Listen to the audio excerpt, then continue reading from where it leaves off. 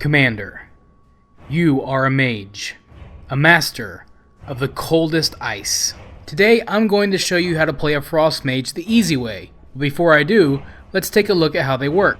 Frost Mages use ice magic to stop their enemies dead in their tracks. They fight alongside a companion, a summoned water elemental, which you need to make sure that you keep up at all times. Frost Mages have a very nice assortment of talents that can add cooldowns or abilities that can be added to the rotation.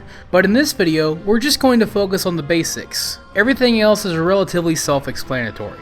You start off your rotation by casting Frozen Orb, a ball of frost that you send forward in the direction that you're facing, which does AoE damage and grants you a charge of Fingers of Frost for every enemy it hits. You can have 2 charges of Fingers of Frost at a time, so you want to consume those charges as soon as possible with Ice Lance. Next, you want to keep your eyes out for Brain Freeze. Whenever it procs, you can cast Frostfire Bolt instantly. Next, you want to look at one of your pet's abilities, Water Jet, which you want to cast whenever it's off cooldown. The only exception to this is whenever you've put Frozen Orb on the field. When your pet is channeling Water Jet and you cast Frostbolt, you are granted the charge of Fingers of Frost. So your goal is to time it in a way that you can cast 2 Frostbolts whenever your pet is channeling Water Jet so that you can get 2 charges of Fingers of Frost.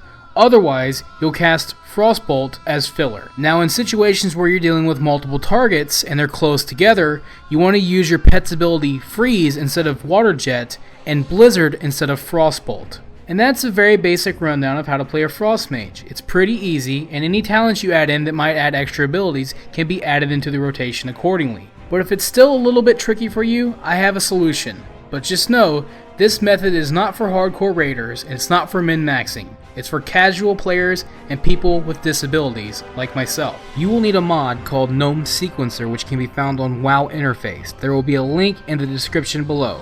So download it, unzip it, and place it in your add-ons folder. Now to make things easier, I have provided a file containing all of my macros designed for Gnome Sequencer. You can find a link to it in the description below. The file is called sequences.lua, so download it and place it in the Gnome Sequencer folder that you just put in your add-ons folder. If you followed all of these steps correctly, you're ready to log into the game and create the macros. Now that you have Gnome Sequencer set up with my sequences file, you are ready to begin making macros in game. It is important that you give the macros the names that I tell you and that you do not put any text in the macro field.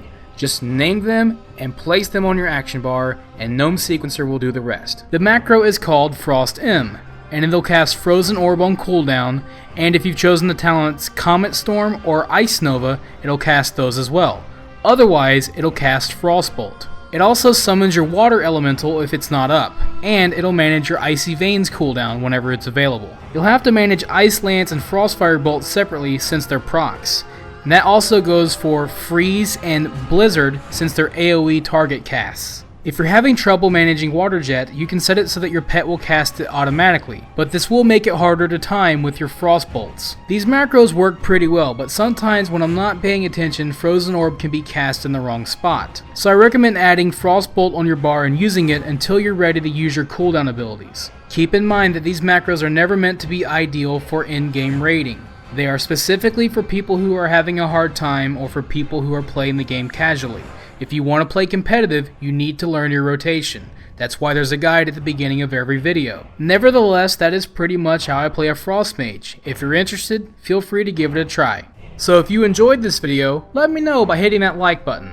And if you found it informative, perhaps you'd like to inform your friends by sharing it with them. And don't forget to subscribe if you'd like to see future videos on this channel. Thanks for watching, have a wonderful day, this is TheKephas, until next time.